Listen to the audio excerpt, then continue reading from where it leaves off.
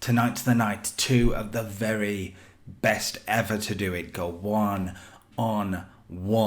inside an All Elite Wrestling ring. It is, Tony Khan, I've had to stopped him from making 6 announcements about it because he loves an announcement. But it is Bryan Danielson versus Sting on Dynamite. Let's go.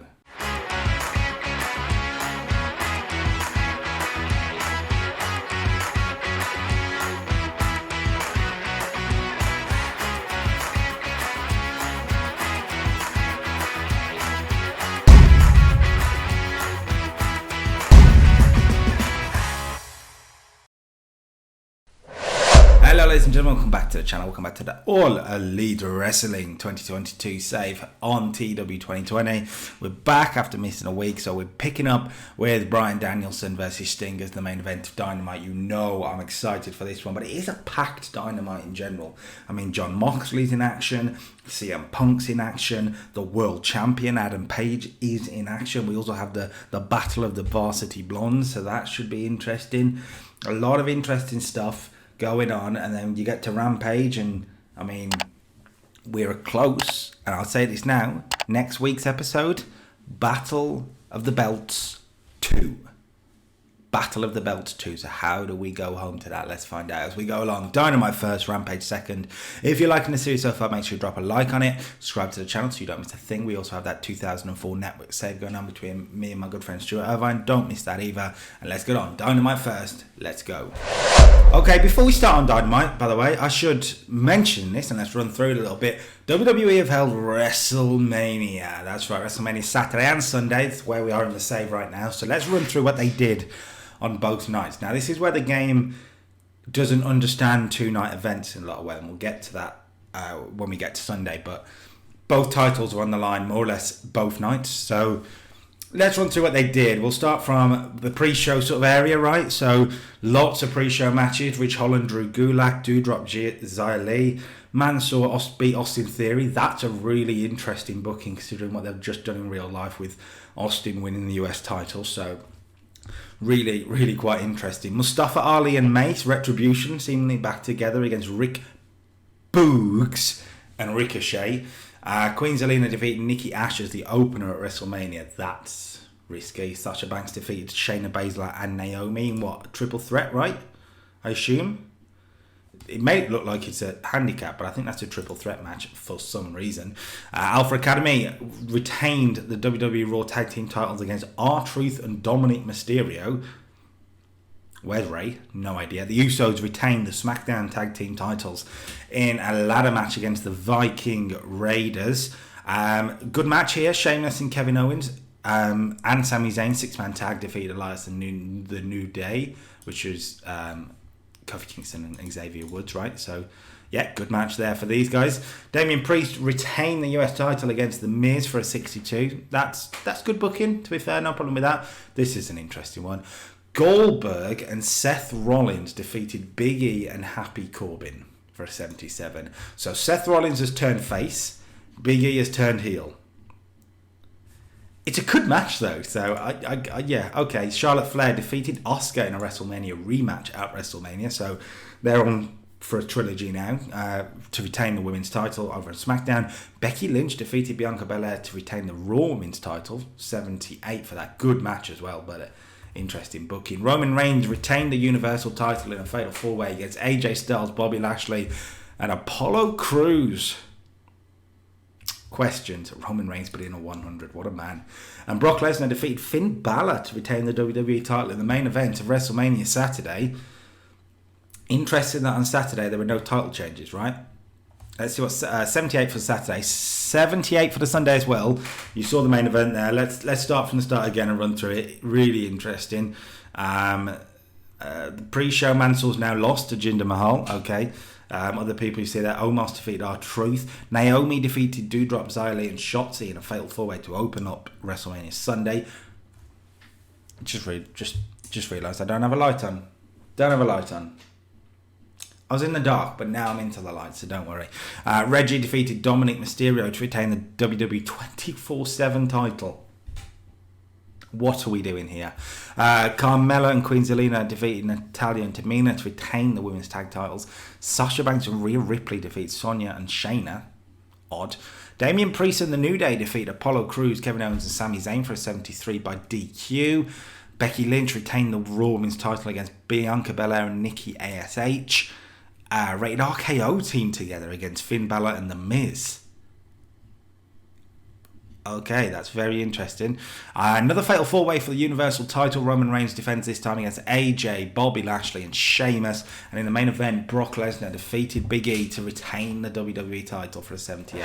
Okay, Dynamite kicks off on the pre-show with a 35. Kiera Hogan and Penelope Ford. It's not bad at all. Face the Music gets the win for Hogan. Yeah, 10 minutes, 32, 33, 35. Fine. Lower card stuff, so this is what you expect, but yeah, trying to see what they do, and they did. Okay, second pre-show match, Bear Country took on the Acclaimed, and the Acclaimed are here and got a win over Bear Country for a 38. Again, about what you'd expect. Anthony Bowen's the best with a 41. He got the win over Bear Boulder with the End Complete. That's a terrible name. 37 for Max Caster. Good. We're starting to use the Acclaimed a bit more. They're in a feud at the moment, of course, with the Bodge Together tag team, Keith Lee and Lance Archer. We'll see that match on Rampage. So this was the Acclaimed warming up for that. We're going to open Dynamite, though, with a match because it is AEW. We're going to try and be different. So Jon Moxley takes on Powerhouse Hobbs. Now, remember, Moxley beat Ricky Starks and shook Ricky Starks' hand, tried to shake Ricky Starks' hand. Powerhouse Hobbs reckons he can get that respect from Jon Moxley. Can he? Let's find out. The opening match gets to 74. Very good start to the show. Jon Moxley, 83, really carrying it. 44 from Powerhouse Hobbs. And yeah, the Death Rider does the business for Moxley, or the paradigm shift, I think is what I've written down here. The idea here is it's Powerhouse Hobbs' power, which is, that's him, right? That's all he's got. Versus Moxley's never say die attitude. Consistently, Powerhouse Hobbs dominates this one in a lot of ways, but Moxley doesn't stop fighting. And in the end, Jon Moxley counters a town business slam. Powerhouse Hobbs has him up. He's about to hit the town business slam, counters into a DDT, and then Hobbs is up into the paradigm shift. 1, 2, 3. Jon Moxley defeats Powerhouse Hobbs. Now, Powerhouse Hobbs put in a good performance. But after the match, well, Taz is frustrated. Jon Moxley celebrating up the ramp, and Ricky Starks has a wry smile on his face because Jon Moxley did not try and shake Will Hobbs' hands. Jon Moxley obviously respects Ricky Starks a lot more than Hobbs, and that's a win for Starks here. That's a win. 69, good stuff. Backstage, the townhouse car, I guess, not quite a limo, I don't know. MJF arrives, Wardlow in the front seat, when all of a sudden another car comes in and doesn't hit the car, but parks blocking the front seat door, meaning Wardlow can't get out of the car. And that's when Eddie Kingston arrives to beat the hell out of MJF, consistently trying to get in MJF's business. Eddie Kingston now, he's blocked Wardlow off, meaning he can beat up MJF, but eventually MJF escapes into the car and they drive away. But the idea here is Eddie Kingston will not stop. He wants this match with MJF. And MJF is going to probably have to give it to him long term. 66, good stuff. Really good stuff. House of Black got a promo on the Tag Team Champions for a 48. They say, they're talking about Battle of the Belts, where the Tag Team Championships will be on the line. House of Black against Jungle Express. And they say, at Battle of the Belts, the era of darkness begins. Nobody stands in their way, because the house always wins. Just a dark promo, just to hype it up. 48 isn't great, to be honest, but alas, it is what it is. Just to hype up the tag team title match at Battle of the Belts. Let's go back to the ring then. We had a good opener with Moxley and Hobbs. Let's see how CM Punk and Wheeler Yuta do for a 65. Well, that's really good. CM Punk, 78, carries it as you'd expect, but 37 from Wheeler Yuta, not bad at all.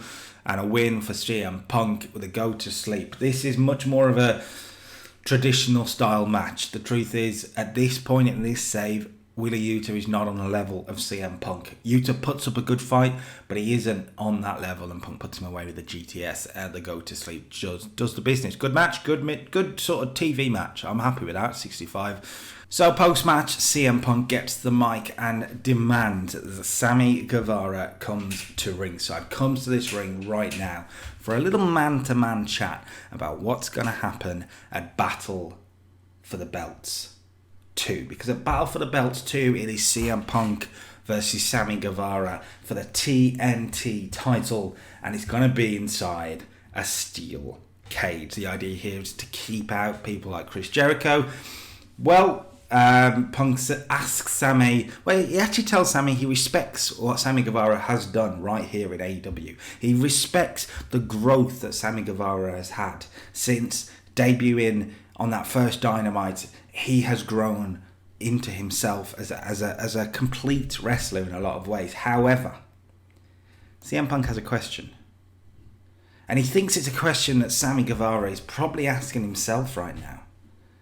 Can Sammy Guevara beat CM Punk on his own? That's the question. Because does Sammy Guevara need Chris Jericho? Is that what's happening here? Sammy Guevara knows he can't beat CM Punk one-on-one. That then results in Sammy Guevara slapping CM Punk. A brawl between the two starts out. And eventually Punk gets the better of it and lays out Sammy Guevara with a GTS, standing tall, heading into Battle of the Belts. And Punk Guevara inside a steel cage should be quite an interesting little battle. 81, very good little promo session here. Very pleased with these guys pulling this out of the bag. Backstage, the Varsity Blondes, there's a big difference in the segment there. The Varsity Blondes got a backstage segment. Brian Pillman Jr. and Griff Garrison agreeing to let the best man win. Julia Hart begs them not to do this, but both men are determined. The match is next. It's Brian Pillman versus Griff Garrison. Brian Pillman Jr. versus Griff Garrison for a 39. Not terrible, actually. Brian Pillman gets the win. He was the better of the two. Ignore what it says there. I put a tainted victory because what I've got written down here is that Brian Pillman Jr. gets the win with the tights. Roll up and the tights. 1, 2, 3. But throughout the match, arguably Pillman takes Garrison a little bit lightly, a little bit overconfident in a lot of ways. And it doesn't always pay off. Garrison nearly beats him once, nearly beats him twice, and in the end, it resulted in Pillman having to cheat in a way. But he wasn't caught, so was he cheating? You get the point. He did what it took to win the match. And yeah, 39 post-match, Pillman offers Garrison a handshake as if to say, the best man won, let's move on. Garrison walks away. And what it does is leave Brian Pillman in the ring a bit confused, with Julia Hart also confused as to why Garrison would just walk away. Yes, the win wasn't clean, but Pillman and Julia Hart seem to be thinking the same sort of process there. So 33, it's low scores, but it's fine. We're doing something different with the guys, so it's not too bad. Chris Jericho cuts a promo on CM Punk for 69. He says, look, I know that Sammy Guevara is better than CM Punk. Sammy Guevara can beat CM Punk because Sammy Guevara may just be one of the best in the world. 69, a little bit of a nod to Jericho and Punk, both using that catchphrase in the past. So yeah, good promo from Jericho for a 69. The TBS champion, am I right? Yes, the TBS champion Jade Cargill cuts a promo on Anna Jay for 39.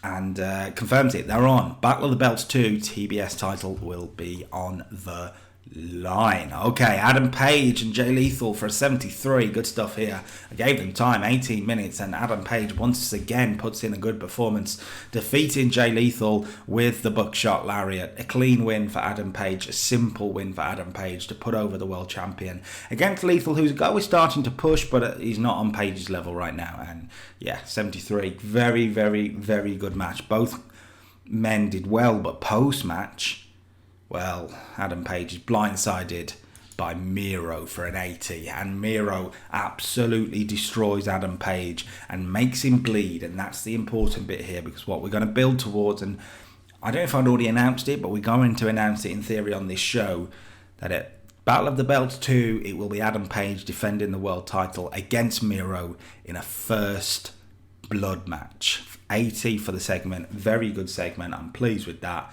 Let's see what these guys do at the pay-per-view. They had a good match on Dynamite a few weeks ago. The pay-per-view, let's see what they can do. Let's check in with Adam Cole and Red Dragon, only for a 56. That's really low. Don't know why that's so low. I expected better. But basically, these guys celebrate what they did to the Young Bucks on Rampage. They say Matt and Nick Jackson will never, ever be welcome in AEW again. If you missed it, of course, on Rampage, these guys, well, turned their backs on the Young Bucks. The Young Bucks turned babyface. And yes, it is leading where you think it might be leading to. The women's champion Thunder Rosa cuts a promo on her challenger, so to speak. We're going to see a tag team match on Rampage with Rosa teaming with Shida against Deeb and Hirsch got there. And it's a winner takes the belt. So whoever gets the pin takes the belt. 36 for this. Just saying she's up for any challenge at all. And that leaves us with the main event. Two of the very best to ever lace their boots. It's Sting, it's Bryan Danielson. One man arguably still in his prime. The other man has the experience and the know-how to potentially pull this off. This is going to be an interesting one. Bryan Danielson and Sting in the main event for a 79. Good match. Good match. Sting and Darby Allin are an awkward pairing. They have no chemistry whatsoever. You know what? I haven't done that yet in this save. And actually, with Garrison and Pillman when it did this, I've made it a storyline. I'm not doing it with Sting and Darby Allin. I'm telling you now. I'm going to change that because that's bull. 81 from Danielson. Sting 71. And Bryan Danielson defeats Sting by pinfall after using a foreign object. Is actually what I've got written down in a lot of ways. There's a ref bump in this. And when the ref is down, Danielson goes into his wrestling attire, his tights, whatever you want to call them, and pulls out some brass knucks. And he nails Sting with the brass knucks and covers for the 1, 2, 3. If you're a wrestling fan and you know what those brass knucks means, we'll see. 79, good end to the show. AEW Dynamite. 71's the best Dynamite we've put on in the series so far. We might beat it here, you know. Sting was angry after Danielson almost injured him with a botch move. That's just never going to happen, so no. Dynamite gets to 77. Best Dynamite of the save so far. And a big Dynamite. Like, every match was pretty big. Even Pillman and Garrison. I mean, even getting them, like, it's a great show. Great main event, really good angles between Punk and Guevara and Miro and Page, and a really good opener with Moxley and Hobbs. Set the tone for a very good Dynamite. Let's see if Rampage can continue it, and then we're on to Battle of the Belts. Okay, it's Friday, you know what that means. AEW Rampage comes to you from the First Bank Centre in the Mid-South area, and we open on the pre-show with Danhausen getting a win over Tony Nese with some spooky shit. I don't know. I want to see what Danhausen can do. He's put in a 40, so it's not bad at all. He does some, spooky shit and gets the win. It's a pre-show. I'm not putting that much more effort in. I just wanted to see what the performances were. Tony Nese 42, Danhausen 40, bumped to a 44. Happy days. Also on the pre-show, Jamie Hayter got a win over Chris Statlander. Didn't click, had an awkward bout. Good to know. Good to know before we run it on TV. Do not run this match on TV. But a 43, Chris Statlander carrying it. Jamie Hayter 36. Her performances need to get a bit better. I have a plan in mind for Jamie Hayter. We open the show though with the Acclaimed coming out, and they're in a match against Keith Lee and Lance Archer for a 58. Solid start to Rampage. Keith Lee carrying it in. Well, Keith Lee and Archer carrying it, but Keith Lee the better one, 63.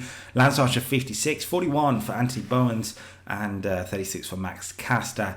Ignore the Spirit Bomb. What I've got written here is double DDTs for the win. We need a new name for these guys. We're putting Keith Lee and Lance Archer together as a tag team. I'd like something playing off Jake Roberts, because I think that's the idea. Maybe the Snakes or something to do with snakes might be a good idea. Let me know in the comments down below what you think.